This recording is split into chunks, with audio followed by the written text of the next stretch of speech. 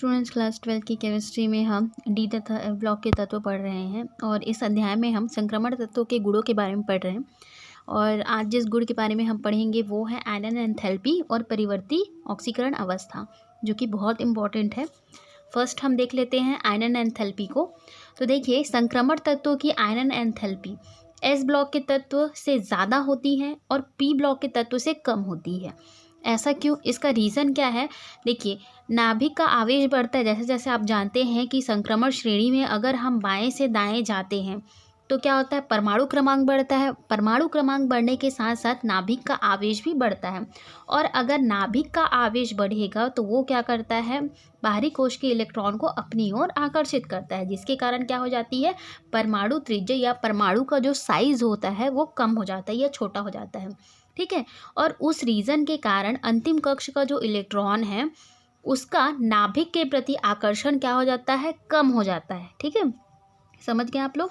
नाभिक का आवेश बढ़ता है और नाभिक का आवेश बढ़ने से उसकी त्रिज्या जो होती है, परमाणु की जो त्रिज्या होती है वो छोटी हो जाती है, और जिसके कारण जो अंतिम कक्ष का जो होगा, ठीक है, लास्ट वाला कक्षक का जो इलेक्ट्रॉन होगा वो नाभिक के प्रति आकर्षण अनुभव नहीं करेगा, और जिसके कारण क्या हो जाती है, आयनन एंथैल्पी में वृद्धि हो जाती है। ओके। अतः डी ब्लॉक के तत्वों की आयनन ऊर्जा एस ब्लॉक के तत्वों से इस कारण अधिक होती है। ठीक है, आप लोग समझ गए। अब देखिए, अगर हम बाएं से दाएं जाते हैं तो आयनन एंथैल्पी का मान जो होता है वो बढ़ता है। ठीक है, यहाँ पे देखिए, संक्रमण तत्वों की आयनन एंथैल्पी आवर्त में परमाणु संख्या में वृद्धि से बढ़ती। ठीक है, परमाणु जैसे स्कैंडियम का 21 है, जिंक का कितना होता है, 30 होता है। ठीक है, तो जब हम इधर से इधर जाएंगे, बाएं से दाएं जाएंगे, तो आयनन एंथैल्पी का मान क्या होगा, बढ़ेगा। ठीक है, इसका कारण क्या है, आयनन एंथैल्पी में वृद्धि का कारण परमाणु संख्या में वृद्धि से नाभिकीय आवेश में भी वृद्धि। ठीक है, अभी जैसे मैंने बताया कि जैसे जैसे परमाणु क्रमांक बढ़ेगा वैसे वैसे नाभिक का आवेश भी बढ़ेगा और परमाणु का जो आकार होगा वो कम हो जाएगा, छोटा हो जाएगा, और जिसके कारण अगर परमाणु छोटा हो गया, मान लीजिए, क्योंकि जिंक क्या हो जाएगा, जैसे जैसे बढ़ेगा इसमें नाभिक का आवेश ज़्यादा होने के कारण इसका साइज थोड़ा छोटा रहेगा। ठीक है, अब देखिए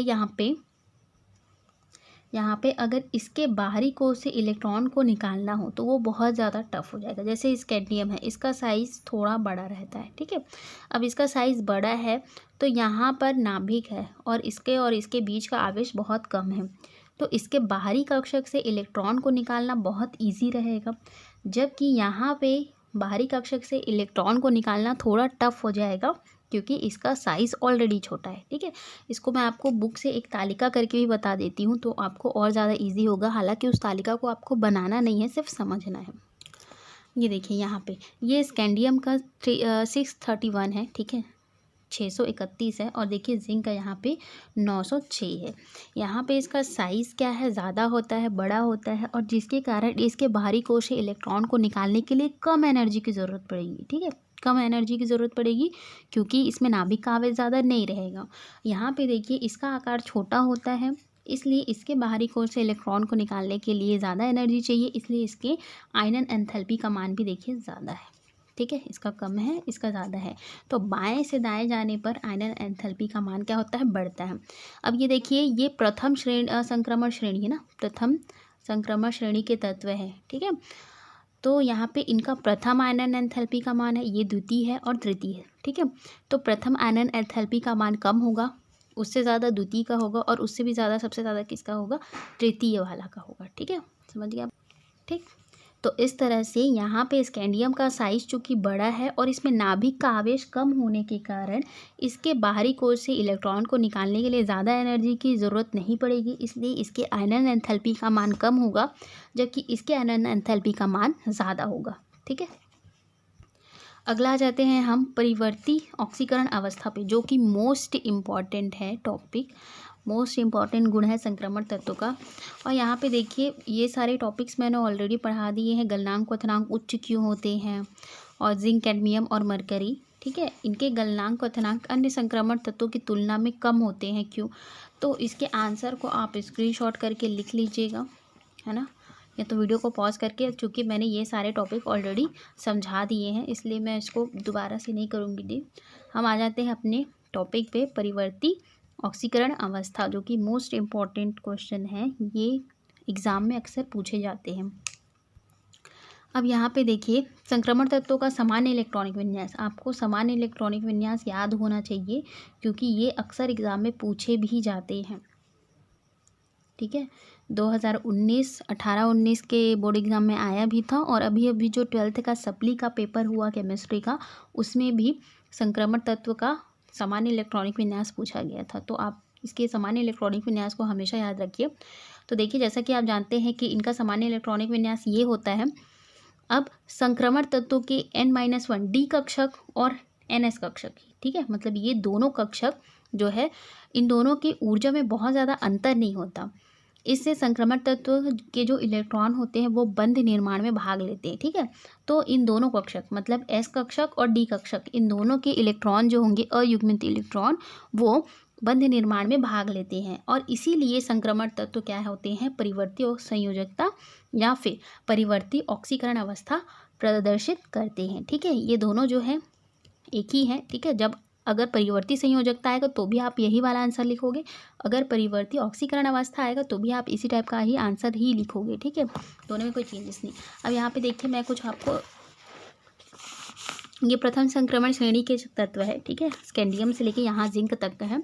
ये सिर्फ समझाने के लिए है, अगर आपको कॉपी में बनाना होगा तो डेफिनेटली आप बना सकते हो, वरना ज़रूरी नहीं है। ठीक है, आप सिर्फ ऑक्सीकरण अवस्था लिख लीजिएगा, जो कि आपकी बुक में भी दिया गया है। जैसे देखिए, स्कैंडियम है, ये उसका इलेक्ट्रॉनिक विन्यास है। तो यहाँ पे कितने अयुग्मित इलेक्ट्रॉन हैं, 1। ठीक है, तो इसकी पॉसिबिलिटी कितनी है, कितने ऑक्सीकरण अवस्था प्रदर्शित करेगा, +2 और +3। ठीक है, अब यहाँ पे देखिए, टाइटेनियम है, इसका ऑक्सीकरण अवस्था इलेक्ट्रॉनिक विन्यास ये है। तो इसके पास 2 अयुग्मित इलेक्ट्रॉन है, अगर ये इधर भी हो जाएगा तो 1 2 3 4, तो इस तरह से इसका ऑक्सीकरण अवस्था कितने हो जाएंगे, +2 +3 और +4 ये प्रदर्शित करेगा। ठीक है, उसी तरह वेनेडियम का भी है, क्रोमियम का भी है। ठीक है, तो जैसे जैसे आप देख रहे हैं परमाणु क्रमांक जैसे जैसे बढ़ रहा है और अयुग्मित इलेक्ट्रॉनों की संख्या भी देखिए बढ़ रही है। ठीक है, यहाँ पे देखिए 1 अयुग्मित इलेक्ट्रॉन, यहाँ पे 2, यहाँ पे 3, यहाँ पे क्या हो गए 1 2 3 4 5। ठीक है, ये 6। तो इस तरह से जितने अयुग्मित इलेक्ट्रॉनों की संख्या बढ़ती जाएगी, ऑक्सीकरण संख्या भी बढ़ती जाएगी। ठीक है, इस तरह से देखिए बढ़ती जा रही है। और यहाँ पे मैग्नीज, इसको थोड़ा ध्यान रखिएगा, मैग्नीज जो है सबसे अधिक ऑक्सीकरण अवस्था प्रदर्शित करता है, +7 तक ना, +2 से लेके +7 तक, क्योंकि इसके पास अयुग्मित इलेक्ट्रॉन सबसे ज़्यादा होते हैं इसलिए। ठीक है, और ये वाला यहाँ पे नहीं है। ठीक है ना, ये नहीं है। अब देखिए, यहाँ से लेके स्कैंडियम से लेके मैग्नीज तक अयुग्मित इलेक्ट्रॉनों की संख्या बढ़ी, इसलिए ऑक्सीकरण अवस्था भी देखिए कंटिन्यूअसली बढ़ रहे हैं। अब क्या होंगे, अयुग्मित इलेक्ट्रॉनों की संख्या ऐसे नीचे जाएंगे तो धीरे धीरे कम हो जाएगी, जिंक तक आते आते पूरी शून्य हो जाती है। ठीक है, तो इस तरह से क्या कंक्लूजन निकलता है कि जितने ज़्यादा अयुग्मित इलेक्ट्रॉन होंगे उतने ही ज़्यादा वो ऑक्सीकरण अवस्था प्रदर्शित करेंगी। ठीक है, तो यहाँ पे स्कैंडियम से लेके मैग्नीज तक ऑक्सीकरण अवस्था बढ़ती है क्योंकि अयुग्मित इलेक्ट्रॉनों की संख्या ज़्यादा होती है। फिर आयरन से लेके जिंक तक ऑक्सीकरण अवस्था क्या होती है, या फिर ऑक्सीकरण संख्या कम होती है क्योंकि अयुग्मित इलेक्ट्रॉनों की संख्या भी कम होती है। तो बेसिकली ये ऑक्सीकरण अवस्था जो है या ऑक्सीकरण संख्या जो है अयुग्मित इलेक्ट्रॉनों की संख्या के ऊपर निर्भर करते हैं। ठीक है, जिसके जितने ज़्यादा अयुग्मित इलेक्ट्रॉन होंगे वो उतना ही अधिक ऑक्सीकरण संख्या प्रदर्शित करेगा। यहाँ पे आप इसको नोट करके लिख भी लीजिएगा कि मैग्नीज का सबसे अधिक ऑक्सीकरण अवस्था +7 तक प्रदर्शित करता है। ठीक है, ये है आपकी बुक में इस तरह से दिया हुआ है टेबल बना के, है ना। तो जैसे मैंने बताया आपको कॉपी से, उस तरह का भी बना सकते हैं आप। बस आपको ध्यान ये रखना है कि किसमें कितने अयुग्मित इलेक्ट्रॉन हैं, फिर उस बेस पे फिर आपको जो क्वेश्चन आएगा उसका आंसर आपको लिखना है। ठीक है, क्या होगा कि जिसमें जितने ज़्यादा अयुग्मित इलेक्ट्रॉन, ठीक है, डी कक्षक में जितने ज़्यादा अयुग्मित इलेक्ट्रॉनों की संख्या होगी उनका ऑक्सीकरण अवस्था या फिर ऑक्सीकरण संख्या का जो मान है उतना ही बढ़ेगा। तो अगले वीडियो में हम संक्रमण तत्वों के रंग या फिर उसके कलर वाले गुण को पढ़ेंगे, तो वो नेक्स्ट वीडियो में पढ़ेंगे।